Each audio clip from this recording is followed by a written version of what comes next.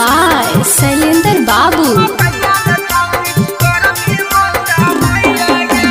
गेलै समैया सुनेंगे छौरी ओढ़े के राजैया गे।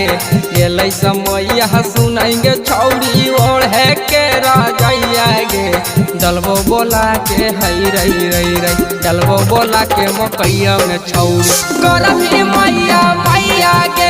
अगर डलबो बोला के मकैया में छौरी करमी मैया मैया गे। ले योहे साथे में छौरी दर्द के दवैया गे।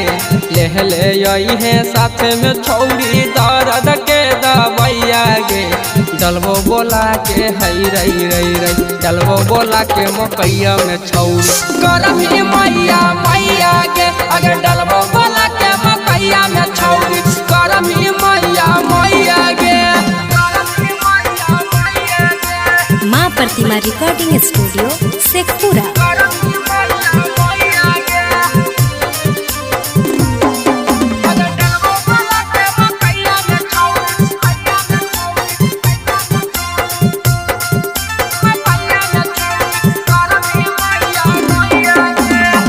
सांझ नहीं भोर हो छौरी दोपहर गे।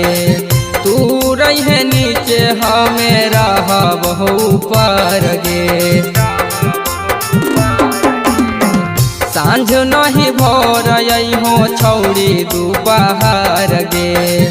तू रहे नीचे हमें रहब ऊपर गे। चढ़ल कई सुनेंगे छौरी झरक के समैया गे। चढ़ल कई सुनेंगे छौरी झरक के समैया गे।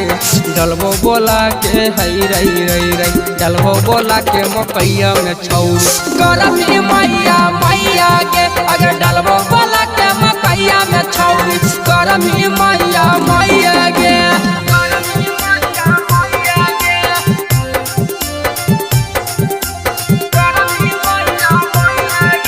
मिक्स बाय शैलेंद्र बाबू।